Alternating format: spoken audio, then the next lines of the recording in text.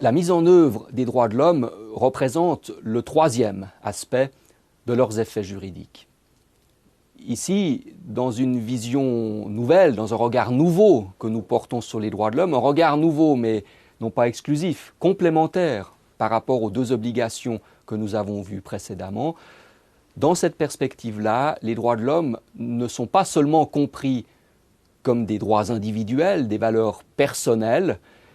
mais sont plutôt vus, considérés comme des normes objectives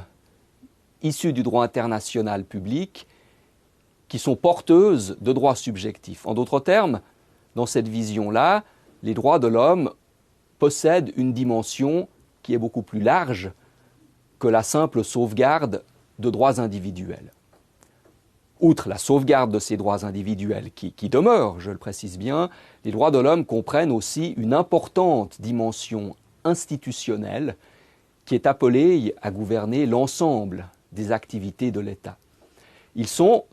considérés à ce titre véritablement comme des institutions de l'ordre juridique qu'il ne s'agit pas seulement de respecter et de protéger sous l'angle des droits individuels qu'elles garantissent, mais qu'il faut aussi développer dans une perspective plus large. Plusieurs instruments contemporains en droit constitutionnel ou aussi en droit international ont en quelque sorte présenté des éléments ou dégagé une vision nouvelle relative à cette dimension de mise en œuvre. J'aimerais ici me référer à une disposition originale qui est l'article 35 de la Constitution fédérale suisse du 18 avril 1999. Je me réfère à cette disposition qui traite de la réalisation des droits fondamentaux. Cette disposition a la teneur suivante, je cite, « Les droits fondamentaux doivent être réalisés dans l'ensemble de l'ordre juridique. Quiconque assume une tâche de l'État est tenu de respecter les droits fondamentaux et de contribuer à leur réalisation. »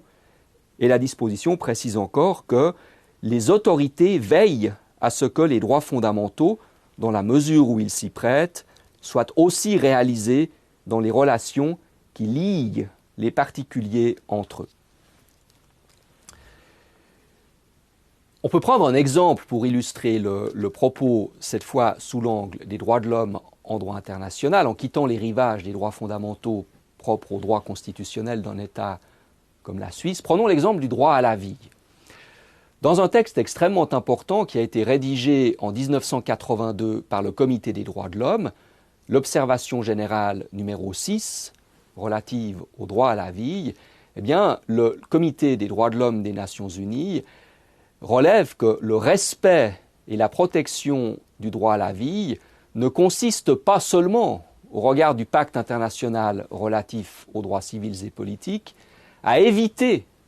qu'un État prive ses habitants du droit de vivre. La disposition, en réalité, se prête à une interprétation beaucoup plus large,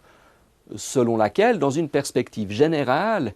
les États doivent prendre toutes les mesures possibles pour diminuer la mortalité infantile,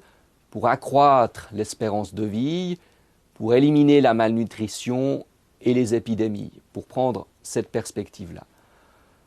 On l'a vu, les droits de l'homme possèdent ainsi deux faces. Un aspect lié au respect et à la protection des droits individuels, mais aussi, dans une perspective plus large, ils sont porteurs d'une importante dimension objective, institutionnelle, qui domine l'ensemble des activités de l'État. Ceux-ci ne doivent pas seulement s'abstenir d'entraver l'exercice des droits de l'homme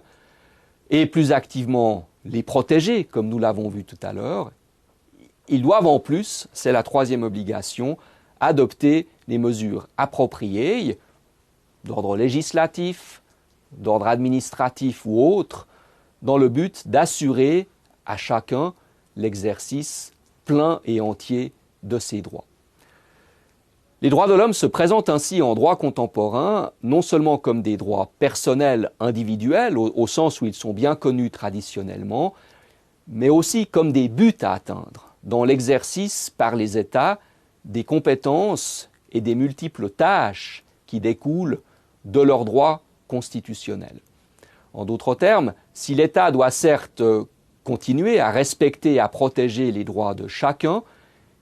il doit aussi, même quand ces droits ne sont pas concrètement en cause, par exemple lorsqu'il adopte un programme législatif, avoir constamment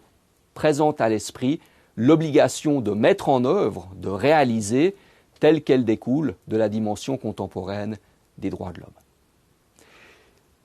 Les trois obligations que nous avons vues jusqu'à présent ont été développées par un certain nombre de travaux sur le plan universitaire dans diverses universités du monde, par des auteurs qui, des années durant, ont réfléchi à cette problématique.